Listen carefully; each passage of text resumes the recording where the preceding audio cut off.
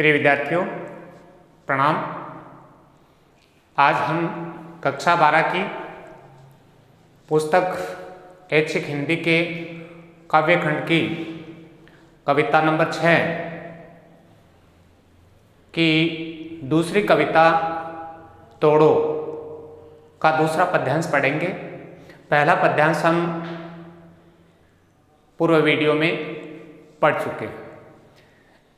इस कविता का शीर्षक तोड़ो है और तोड़ो का यहाँ कवि ने जो अर्थ लिया है वो सकारात्मक दृष्टिकोण से लिया है, न कि नकारात्मक दृष्टिकोण से। क्योंकि ये शब्द सुनकर हमें एक बार ऐसा लगता है जो नकारात्मक दृष्टिकोण का हो सकता है, लेकिन ऐसा इसमें नहीं है। इस पद्यांश में कवि ने, रघुवीर जी सहाय ने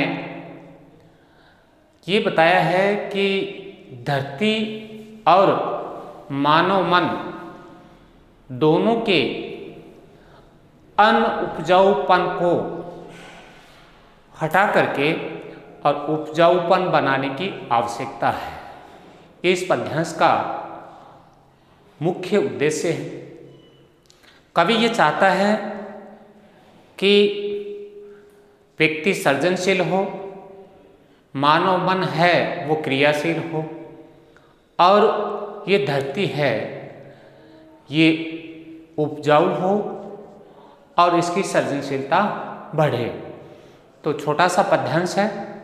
आइए बच्चों, श्यामपट पर चलते हैं और देखते हैं आज के इस पद्यांश को।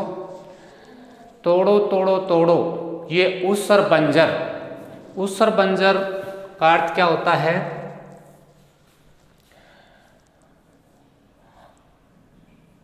अन उपजाऊ भूमि,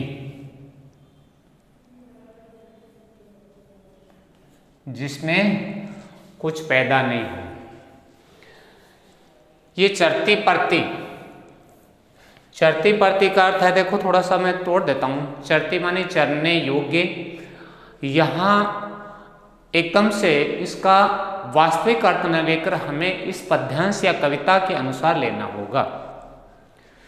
चरने के लायक परती वो भूमि जिसका लंबे समय से खेती के रूप में या जुताई या बुआई के रूप में उपयोग नहीं हुआ। लेकिन इन दोनों शब्दों को जोड़ने के बाद यहाँ इस पद्यांश में अर्थ क्या है? चारागाह के लिए छोड़ी गई भूमि जो एक तरीके से अनउपजाऊ हो जाती है। सब खेत बनाकर छोड़ो, मिट्टी में रस होगा ही जब वह पोसेगी बीज को। पोसेगी का मतलब पोषण करेगी।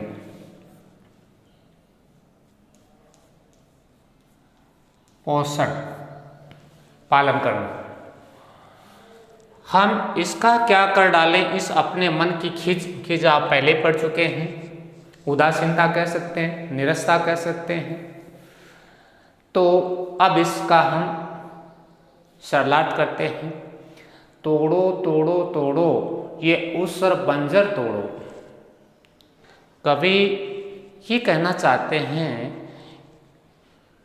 कि इस धरती की और मानव मन की जो अनउपजाऊ की स्थिति है उसको उपजाऊपन में बदलने की आवश्यकता है। और इसी बात को ऊपर वाली दो पंक्तियों में कहा है, ये ऊसर बंजर तोड़ो।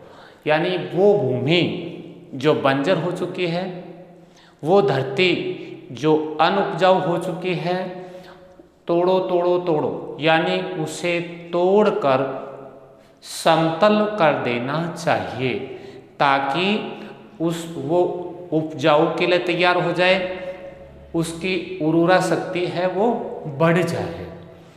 ये चरती परती तोड़ो, सब खेत बनाकर छोड़ो। अब दूसरी पंक्ति चरती परती, यहाँ कवि ये कहना चाहता है कि पशुओं के लिए और उनके चरने के लिए एक बहुत लंबा क्षेत्र, बहुत बड़ी ऐसी जगह है जो सिर्फ उन पशुओं के लिए चारागाह के रूप में काम आती है, अर्थात उन पशुओं को पेट भरने के लिए या पोषण के लिए छोड़ दी गई, जिसकी कभी जुताई, गुड़ाई या बुआई नहीं की गई। उस भूमि के लिए कवि कहता है कि वह भूमि जो पशुओं के लिए चारागाह के रूप में छोड़ दी गई, उस भूमि को भी समतल बना करके उपजाऊ खेतों के रूप में बदल दो या उपजाऊपन के लिए उसे तैयार कर दो।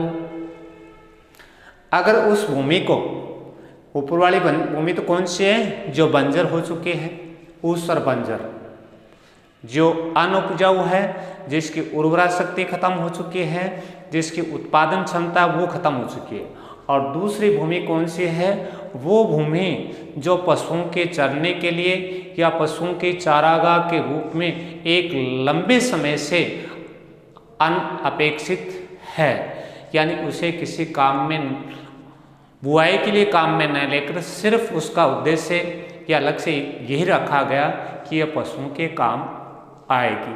लेकिन बच्चों, आप जानते हैं यदि उस भूमि का हम समतलीकरण नहीं करेंगे, उसके अंदर जो अवरोध हैं या ऐसे कौन सी कमियां हैं जिसके कारण भूमि अनउपजाऊ होगी, यदि उनको हटाया नहीं जाएगा तो आपको पता है वो भूमि उपजाऊ कैसे हो सकती है।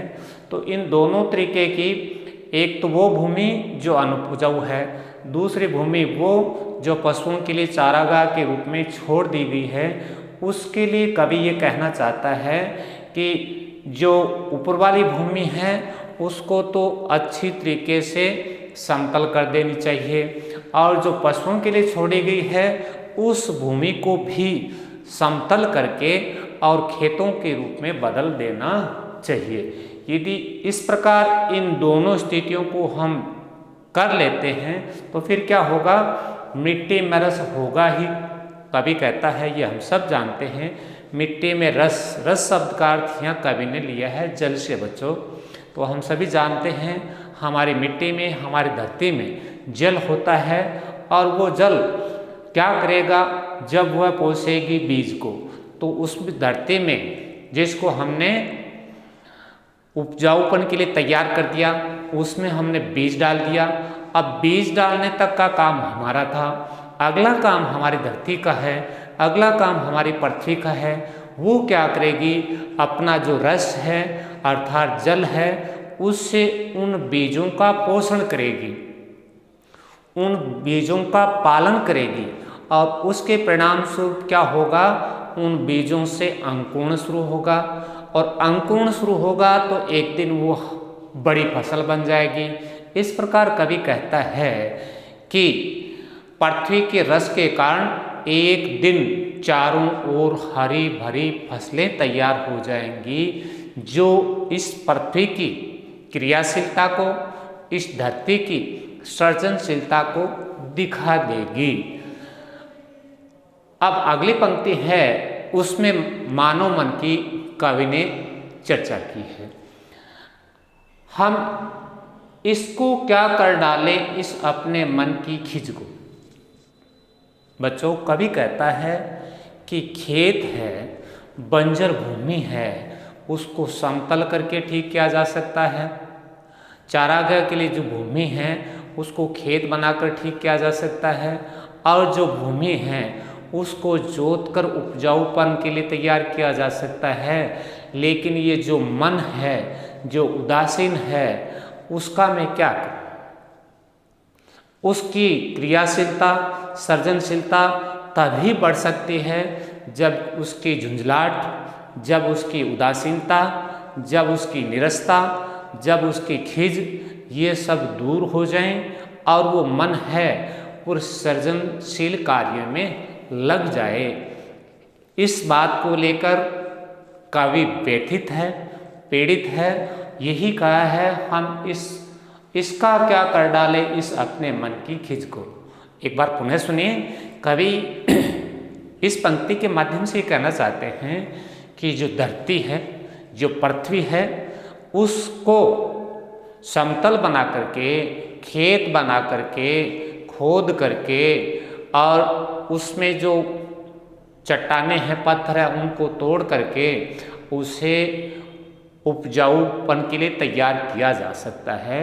लेकिन मन की जो उदासीनता है, मन में जो झुंझलाहट है, इन शब्दों को मैं यदि एक शब्द में लेऊं तो नकारात्मकता है, उसका मैं क्या करूं? जब तक इस नकारात्मकता को नहीं हटाया जाएगा, जब तक इस मन की उदासीनता को दूर नहीं किया जाएगा, तब तक ये मानव मन है वो क्रियाशील या सृजनशील नहीं हो सकता, अर्थात वो कोई अच्छा नया कार्य नहीं कर सकता।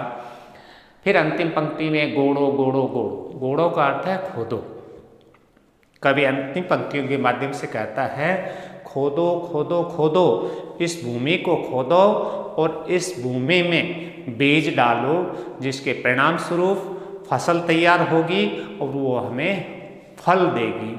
लेकिन इसके साथ फिर वही बात कवि अपने मन से भी जोड़ना चाहता है, लेकिन कवि कहता है कि खेत को जोतकर उपजाऊ बनाया जा सकता है, तो मन रूपी भूमि को तोड़कर उसे उपजाऊ बनाओ और उसमें कविता रचना रूपी हरियाली उगाकर हमेशा सृजनशील बने रहो।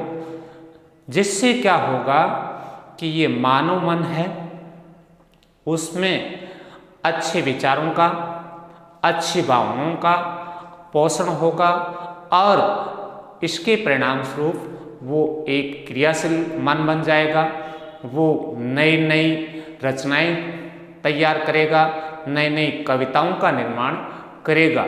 इस प्रकार हम ये देखते हैं इस पद्यांश में कि कवि ने एक तरफ धरती को उपजाऊ बनाने के लिए सतत प्रयत्नशील रहने के लिए कहा है और दूसरी तरफ मानव मन को सृजनशील बनाने के लिए कवि ये चाहता है कि उसे भी हमें जिस प्रकार धरती को तोड़ते हैं, उस मानव रूपी धरती को, मानव मन रूपी धरती को तोड़कर उसे भी उपजाऊ बनाना है, ताकि उस मानव मन में सृजनशील अच्छे भावनाएं, अच्छे अच्छे विचार, प्रेरित करने वाले भाव उसमें उत्पन्न हो सके और मानव मन का है वो कल्याण हो सके। अर्थात इसे ये कह सकते हैं, मानव मन है वो नकारात्मकता से सकारात्मकता की ओर बढ़े, वो सृजनशील और क्रियाशील बन सके। तो ये तो था इस पद्यांश का सारांश या इसकी व्याख्या। अब इसमें जो शिल्प सौंदर्य है या विशेष बिंदु है उन पर आते हैं। भाषा सहज, सरल एवं सुबोध, शैली प्रभावशाली एवं विषयानुकूल, ये कुछ बिंदु हमने पहले पद्यांश में पढ़े, लगभग वही हैं। गुण और जो जोश या उत्साह पैदा करे, सब शक्ति, लक्षणा, प्रेरणा, सृजनशीलता की, नए निर्माण की, नई नई रचनाओं के लिए इस कविता में साफ आप देख रहे हैं। चरती प्रति, इसके अलावा इसमें एक और है, उसर बंजर भी अनुप्रास अलंकार है। आप चाहो तो इस पंक्ति को भी इसमें जोड़ सकते हो। अनुप्रास अलंकार स्वर मैत्री, स्वर मैत्री का मतलब होता है चरती पार्ती, यानी अंतिम दोनों वर्णों की जो आवृत्ति है वो एक लय में जुड़ रही है, स्वर बन रहा है, इसलिए इसको स्वर मैत्री भी कहते हैं। गोड़ो गोड़ो 3 बार है, तोड़ो तोड़ो 3 बार है। एक ही शब्द की आवृत्ति 3 बार या एक शब्द की उक्ति एक से अधिक बार हो जाती है तो बच्चों वहाँ होता है पुनरुक्ति प्रकाश अलंकार। तो ये तो था इस कविता का अंतिम पद्यांश। कौन सी कविता बच्चों? तोड़ो। आज हमारी कविता नंबर 6, पाठ नंबर 6 की दोनों कविताएं पूर्ण होने जा रही हैं। अब आपका जो काम है इन पद्यांशों की व्याख्याओं को याद करना और इसके बाद इन पद्यांशों की, इन कविताओं के अंत में जो प्रश्नोत्तर हैं वो आपको हल करना है। आप सभी ने पूर्ण निष्ठा रुचि के साथ पद्यांशों को, शिल्प सौंदर्य को देखा और सुना, इसके लिए आप सभी का बहुत बहुत धन्यवाद।